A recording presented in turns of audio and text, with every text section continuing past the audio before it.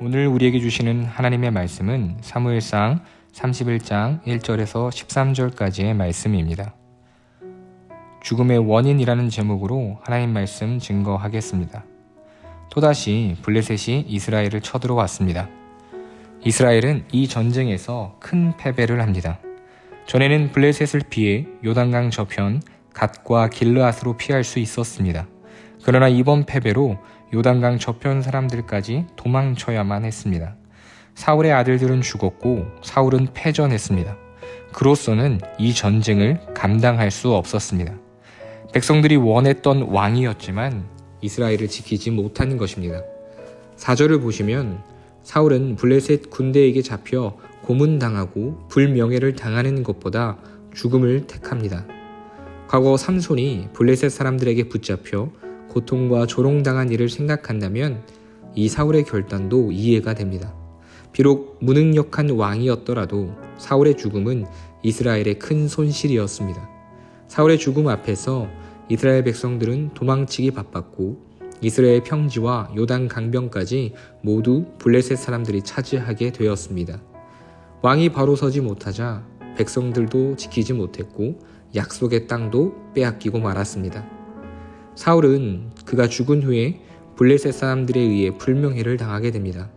블레셋 사람들은 그의 목을 자르고 옷을 벗기고 몸을 벳산 성벽에 걸었습니다. 이렇게 조롱거리가 된 사울의 명예를 야베스 길르앗 사람들이 목숨을 걸고 지켜냅니다. 사울은 하나님께 버림받고 비참한 종말을 맞았지만 그는 여전히 하나님의 기름 부음을 받은 왕이었던 것입니다. 그러므로 야베스 사람들은 그들이 받은 은혜를 기억하며 왕에 대한 적절한 예우를 갖춘 것이죠. 사무엘하 2장에 보면 하나님은 다윗을 통해 이들을 축복하고 격려하셨습니다. 하나님의 영으로 충만하여 전쟁을 승리로 이끌었던 사울의 대관식을 생각해 본다면 사울의 마지막은 심히 비참합니다. 여러분, 사울의 실패, 곧 그의 죽음의 원인이 무엇입니까? 역대상 10장 13절에는 이렇게 기록되어져 있습니다. 사울이 죽은 것은 여호와께 범죄하였기 때문이라. 사울은 여호와께 범죄하였습니다. 과거 사무엘은 분명하게 그의 죄를 지적합니다. 사무엘상 15장 23절에 왕이 여호와의 말씀을 버렸으므로 여호와께서도 왕을 버려 왕이 되지 못하게 하셨나이다.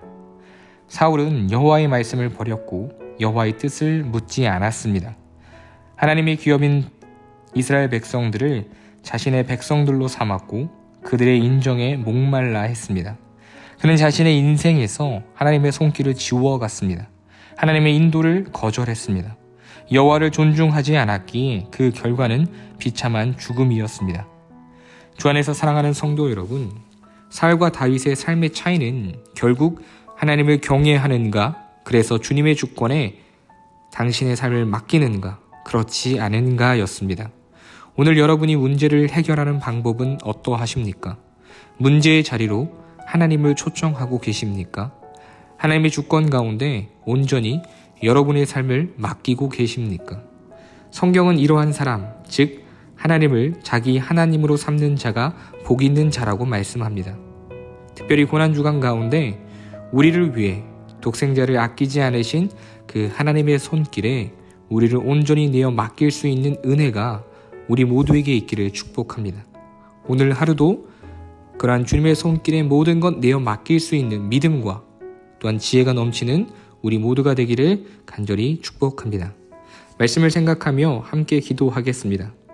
인생의 모든 순간 가운데 온전히 주님의 주권을 인정해드리는 믿음을 더하여 주옵시고 여호와를 존중히 여기는 인생, 여호와를 경외함으로 순종의 기쁨을 누리는 인생 되게 하옵소서.